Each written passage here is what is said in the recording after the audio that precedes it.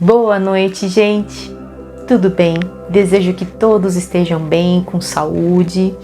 Hoje é dia 4 de março de 2022. Estou eu aqui no quarto vídeo do desafio 31 dias.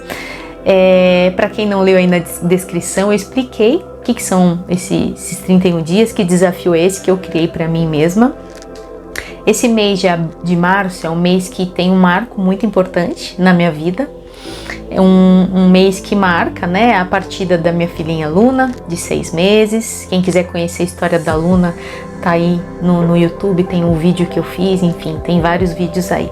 Bom, enfim, qual que é a intenção de eu estar aqui durante esses 31 dias? Eu falo que é um desafio porque a gente tem que parar um pouquinho, né, nossos afazeres para se dedicar. Nesse momento a Lulu tá lá na sala com o Mauro e eu entrei aqui no quarto, já tô até de pijama e reservei esse tempinho. E às vezes a gente não reserva, né? A gente se programa e no fim não dá, e agora eu tô cumprindo fielmente esses 31 dias.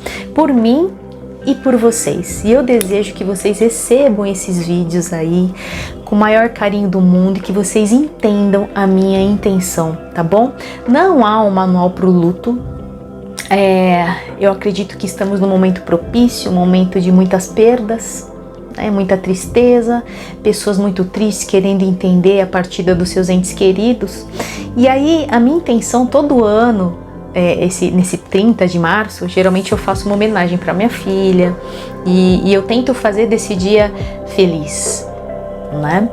E esse ano eu tive esse insight um pouco antes, então eu vou fazer, né? Durante esses 31 dias eu quero fazer alguns vídeos que tocarem meu coração, para que eu consiga de certa forma, como eu disse, não há um manual para o luto, mas que vocês saiam desses vídeos com esperança. É isso, que vocês saem de certa forma com o coração quentinho, sabe? Confortados. No mínimo que vocês comecem a pensar diferente, que eu consiga indiretamente aliviar um pouquinho a dor de vocês e na verdade trazer um pouquinho de esperança, tá bom? Esse é meu intuito, é a minha intenção e eu espero que vocês recebam isso da melhor forma possível. Não é fácil, vão completar 5 anos, né, que a Luna partiu, e eu falo que quando acontece a gente fica perdido, não sabe o que fazer, não sabe que rumo tomar, e eu me apeguei muito, né, aos estudos, aos livros, principalmente, algumas palestras de internet, cursos. Então eu tentei entender, tá certo? Eu estudo até hoje, eu acho que conhecimento nunca é demais e não acaba. Todo dia a gente aprende, todo dia nós temos novas dúvidas. E durante esses 5 anos eu percorri alguns caminhos. O intuito aqui não é impor nada, já falei, não tenho manual, mas que eu consiga dar um norte para alguns familiares, principalmente para os papais, para as mamães, especialmente de alguns livros que eu li, sabe? Enfim, que eu consiga ajudar vocês de alguma maneira. Então são 31 dias, tá bom? Estarei aqui com vocês. Hoje, ó, são 9 horas da noite. E eu falei que até meia-noite é dia, né? Bom, hoje o que eu separei para vocês? Um livro. Ontem nós conversamos sobre reencarnação, entendendo a reencarnação. No vídeo anterior falamos um pouquinho da imortalidade da alma. E eu desejo que vocês se aprofundem nos estudos, tá certo? Não tô aqui falando de nenhuma religião, não tô querendo impor a minha crença, tá certo? Mesmo porque isso, gente, é uma coisa infinita. Isso tem que tocar vocês. E tem um montão de coisas para vocês procurarem, tem um montão de livros para vocês lerem. Isso daqui que eu tô passando para vocês são só sugestões, tá bom? E hoje eu quero falar um pouquinho de um livro que eu li, não sei quanto tempo já faz. É um livro que chama Crianças no Além, tá? Um livro psicografado por Francisco Cândido Xavier, Chico Xavier, e eu achei assim tão interessante porque tem uma mensagem aqui muito linda, tá bom? Então eu indico para vocês. E eu quero falar um pouquinho desse livro que me trouxe, sabe, são pequenas pérolas, gente, que eu fui colecionando durante esses 5 anos. Cada livro que a gente lê, cada palestra que a gente escuta, quando você percebe, você vai construindo. Eu até coloquei na descrição do vídeo, são tijolinhos que eu fui usando para essa minha reconstrução durante esses 5 anos. Então, cada conhecimento, cada coisa que eu busquei, isso foi me ajudando, sabe? Isso foi passando ali mertiolate nas minhas feridas. Esse livro, ele conta a história de uma família, tá certo? De um casal que perdeu em aspas, eu sempre coloco em aspas, mas assim, pra gente aqui na carne é uma perda, não deixa de ser uma perda, né? Eles perderam 3 filhos de uma vez. Um de 12, um de 11 e uma menininha de 7. Imagine, eu sempre digo que a gente nunca pode dizer que a nossa dor é maior, sabe? Tem pessoas que com certeza estão sofrendo muito mais. Então o pai, uma pessoa reservada, oriental, meio calado, ele relutou um pouquinho para deixar os 2 filhos maiores passar um tempo, umas férias de uma semana, enfim, na casa de parentes, tá bom? Então eles foram, no final das contas, a mãe convenceu, enfim, e eles foram, né, esses 2 filhos passar o final de semana na casa desses parentes. E depois de uma semana, a mãe foi buscar esses filhos, foi junto com a filhinha menor. Na volta, tá bom? Na volta, já tava trazendo os 2, então como que estava o carro? Tava o tio dirigindo o carro, no passageiro estava a mãe, vou colocar o nome, vou falar pelo menos o nome da menininha, a mãe com a Sheila no colo, tá bom? Que era a terceira filha desse casal. Atrás estavam os 2 filhos, o de 12 e o de 11, uma tia, que era esposa desse tio, tá bom? Que tava aí dirigindo o carro, e essa tia tava com o filhinho deles no colo, tá bom? Então estavam aí essas pessoas. E aí, estavam vindo tudo tal, e de repente, né, um carro veio, bateu, e eles tiveram morte instantânea, os passageiros do banco de trás. Um pouquinho antes, o livro relata que 3 minutos mais ou menos antes, a mãe dos meninos estava na frente, né, com a irmãzinha. A tia que estava atrás passou mal, teve um mal súbito. E ela pediu para trocar as crianças, não sei porquê. Então o que aconteceu? A filhinha do casal foi pro colo da tia atrás.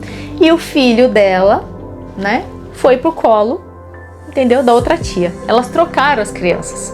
Então, no final das contas, no banco de trás ficaram os 2 irmãos, o de 12 e o de 11. Ficou a tia, chama a tia Maria, e a Sheilinha, tá bom? Que é a terceira filha desse casal que eu tô falando pra vocês. No banco da frente ficou o tio dirigindo, a irmã dele, né? Que é a mãe das 3 crianças, com o sobrinho no colo. Resumindo, gente, um pouquinho antes, 3 minutos antes, elas trocaram, tá bom? E as 3 crianças com a tia atrás tiveram morte súbita. Olha que tragédia, né? Bom, não preciso nem dizer o quanto que o pai e a mãe ficaram desolados, né, com tudo isso. Isso foi em 1975, tá bom? O livro conta. E aí esse casal, eles foram 4 vezes atrás do Chico Xavier na época, em busca de uma psicografia. E eles conseguiram. Gente, uma psicografia. Na 4ª vez eles conseguiram, né? O Chico não conhecia a história da família, não conhecia. E eu quero ler agora para vocês, tá? A psicografia, a carta é uma carta curtinha. E eu quero ler para vocês, por quê? Qual que é o intuito disso?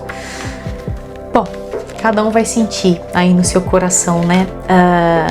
Enfim, o conforto que uma carta psicografada é capaz de trazer para os pais, ainda mais vindo das mãos do Chico Xavier, tá? Então tem aqui o capítulo 5 do livro, tá aqui, ó, a mensagem.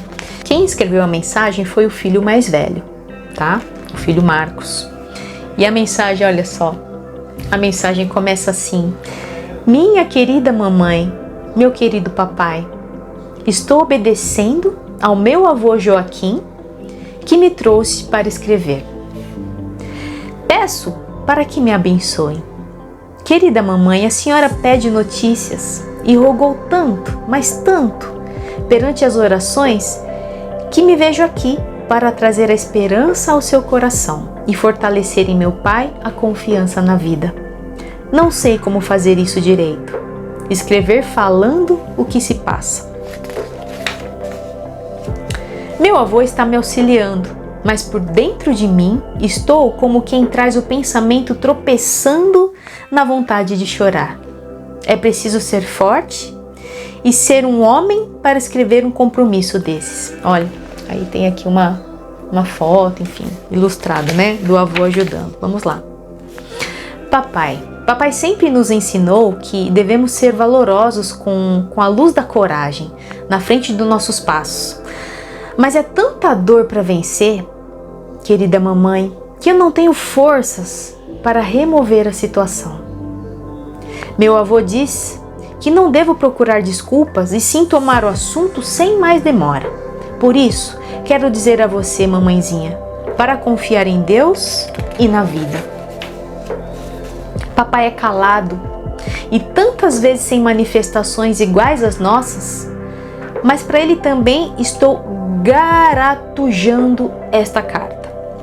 Rogo a vocês para não se deixarem dominar pelo sofrimento, embora este conselho deva ser ditado para mim mesmo. Estamos assim, como num telefone direto, em que o fio do lápis vai formando as minhas palavras, sem que eu possa receber as palavras de meus pais queridos ao mesmo tempo. Sei tudo o que tem acontecido. Sei, mãezinha, que a senhora está sendo considerada uma pessoa em perturbação mental. Mas nós entendemos daqui as suas aflições. 3 filhos esmagados quase ao chegarem em casa. Foi na Anhanguera, gente, aqui em São Paulo. Eles estavam vindo de Ribeirão Preto. E a nossa separação de repente. Isso transtornaria o cérebro de um gigante. Quanto mais os nossos corações sempre ligados pelo carinho.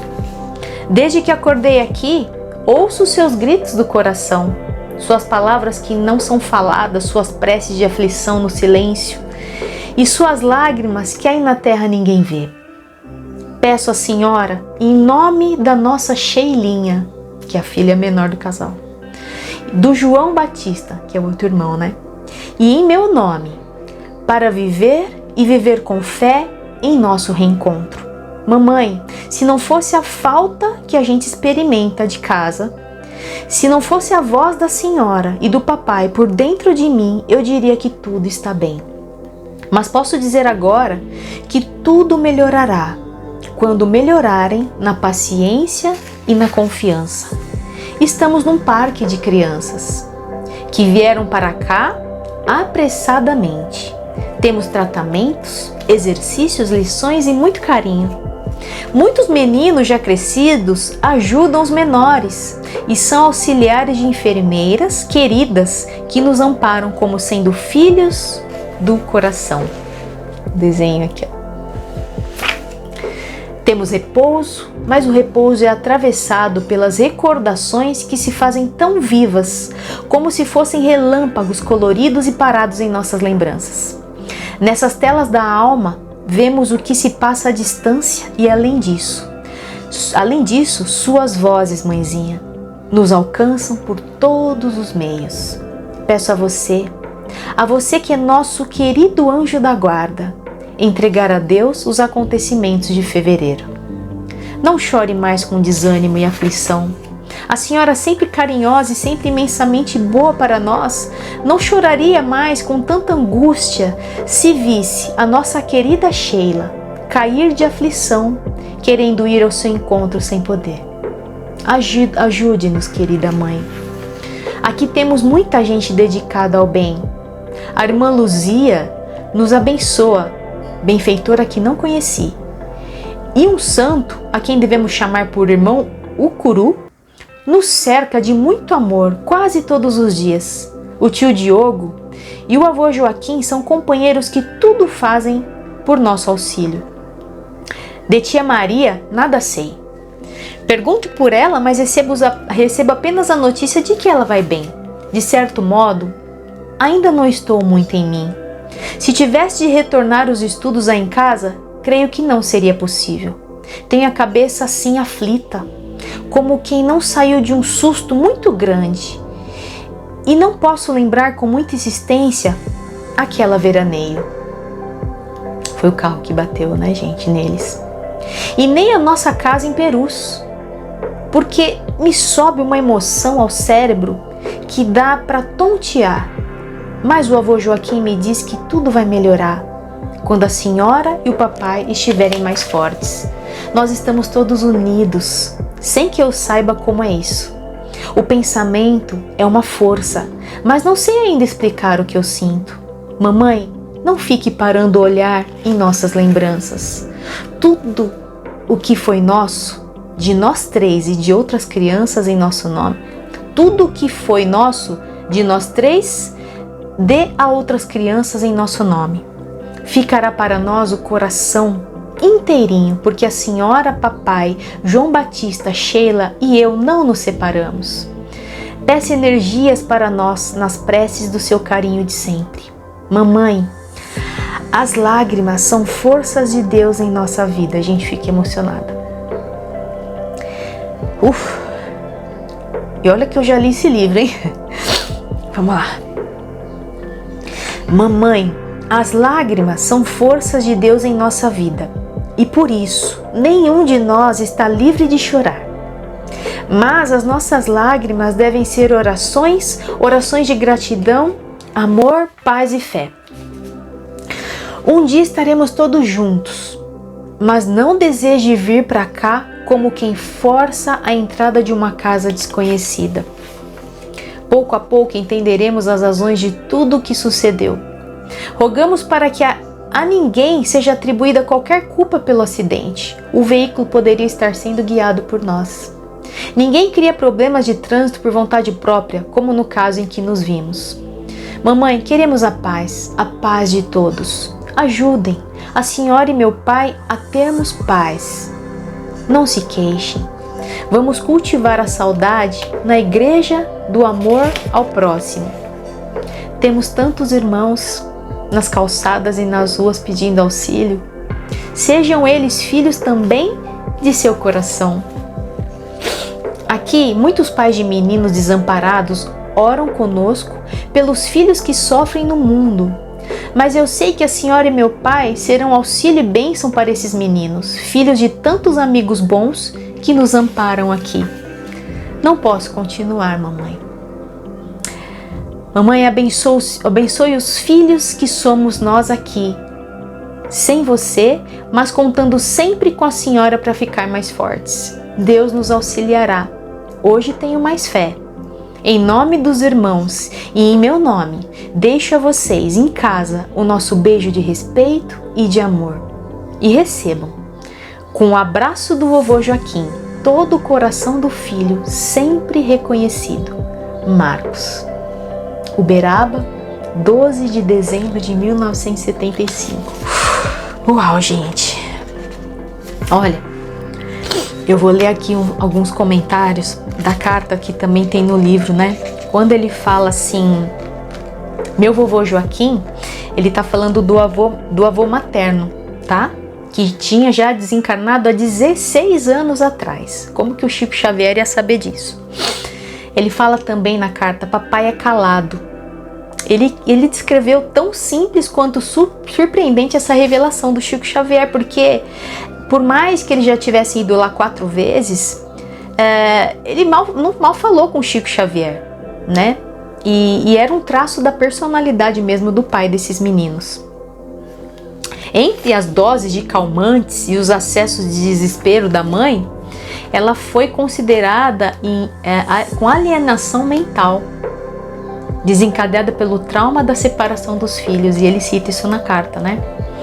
Quando eles falam assim, estamos num parque de crianças que vieram para cá apressadamente, a respeito da situação das crianças após a sua desencarnação, aí aqui eles estão citando um livro, né, para que a gente possa, o livro é Entre a Terra e o Céu, de André Luiz. Ele fala que na leitura desse livro a gente consegue entender mais como que é, né, esse acolhimento dessas crianças que vão para lá. Enfim, A carta se refere ao acidente que tirou a vida desses 3 irmãos na Via Anhanguera, né? Então cita lá também na carta. Aí eles comentam aqui também: como observamos no início desses comentários, a angústia dos pais funciona como dardos que atinge diretamente os filhos desencarnados. Aí, né, o Marcos lembrou na caixa: suplicante a mãezinha que ela não choraria mais se visse a querida Sheila cair em aflição querendo ir ao encontro do seu poder. Olha só, gente, aqui fica claro, né, que a nossa aflição, a aflição dos pais aqui, atinge quem está do outro lado, né? Isso não quer dizer que a pessoa não possa chorar. Obviamente, somos humanos, a gente tem sentimento, né? Mas esse choro de revolta, dependendo de como foi esse choro, né, isso atinge ele de lá. Então, quando ele fala: mamãe, a senhora não choraria mais se a senhora visse a nossa irmã escutando o seu choro, querendo voltar sem poder? Ou seja, o sofrimento da mãe atinge diretamente a filha, né? Ele cita também a irmã Luísa. Aí aqui tá falando, né? Na verdade, possivelmente é uma amiga da família que já tinha falecido há muitos anos, né? Então, assim, olha só a riqueza de detalhes na carta, né? Também fala de um tal de Diogo, né? Que também, irmão desse avô Joaquim, enfim, que tinha falecido em 1934. Olha a riqueza de detalhes, né? E fala também da tia Maria, que é cunhada da mãe deles, né? Que faleceu com as crianças no acidente. Ele está comentando que a tia Maria, minutos antes, trocou, né? Trocou enfim, as crianças, ou seja, era para Sheila, a terceira filha do casal, ir embora aquele dia, gente. Sabe, essa troca não foi em vão, né?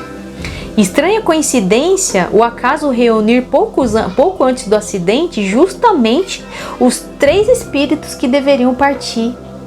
Não existe coincidência, gente. Aí quando a carta fala que era aquela veraneio, né, que foi o veículo que colidiu com o carro, enfim, o Chico nem sabia, né, desses detalhes do acidente. Então, gente, olha, uau, esse livro é lindo, conta, enfim, mais coisa. É um livro fininho, tá vendo? Quem puder, acredito que é da... Qual que é? Enfim, acredito que vocês encontrem eu não sei como que eu adquiri esse livro, acredito que eu até... eu peguei gratuitamente na Casa Fraterna, né, onde eu frequento, enfim. Gente, qual que é o intuito hoje desse vídeo? Eu finalizo aqui, nem sei quanto tempo já deu. Eu desejo que esse vídeo de hoje traga um pouquinho mais de esperança para o coração de vocês, tá bom? Mais um tijolinho ali na construção, tá bom? Dessa cura de todos vocês que sofrem hoje. Isso aqui é só um pedacinho do que vocês podem buscar, do que vocês podem encontrar, sabe? Por aí tem tantas mensagens lindas, são tantos estudos que vocês podem se aprofundar. E eu vou deixar aqui uma reflexão final para vocês. Para quem não acredita, para quem está aí sofrendo, mas prefere acreditar que o seu ente querido está ali a 7 palmos da terra, né? Por que você prefere se apegar a essa dor, a esse não, a esse fim? Por que nós, seres humanos, a gente prefere acreditar no não? A gente prefere acreditar nesse fim, nessa separação eterna. Por quê? Por quê? Sabe, por que a gente tem essa tendência a passar um dia inteiro feliz, com um monte de coisas boas, e às vezes acontece uma coisa só no final do dia, sabe, que chateia a gente, que aborrece, e você consegue esquecer o dia inteiro feliz que você viveu? Por que nós somos assim? Então eu vou deixar aqui essa reflexão. Por que você prefere acreditar no não? Por que você prefere acreditar que tudo isso não existe? Que Chico Xavier estava mentindo? Era um trabalho gratuito que ele fazia?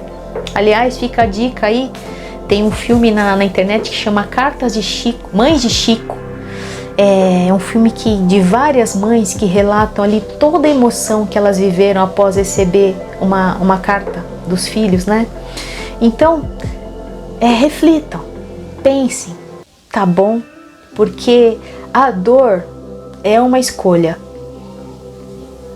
É uma escolha. Você pode sim viver, você pode ter vida após a partida de um ente querido. Você pode continuar, você nunca vai esquecer. A saudade nunca vai embora, você vai ter que fazer as pazes com ela. Mas a dor, o sofrimento é uma escolha. Todos nós estamos aqui de passagem. Um dia todos nós vamos embora daqui também, tá bom? Então faça valer a sua estadia aqui. O seu ente querido, ele cumpriu a missão dele. Cumpra também a sua com brilhantismo, tá bom? Ajude outras pessoas, ocupe o seu tempo fazendo bem e confie em Deus.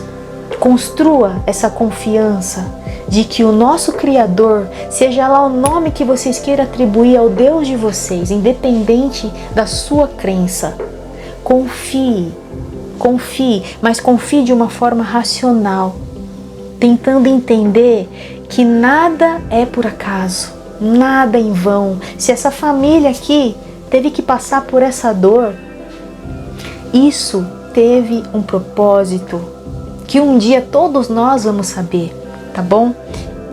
Mas eu tenho certeza que até a gente ter essa resposta, sabe, concreta, a gente pode se apegar, tá bom? A gente pode se curar e a gente pode ser feliz.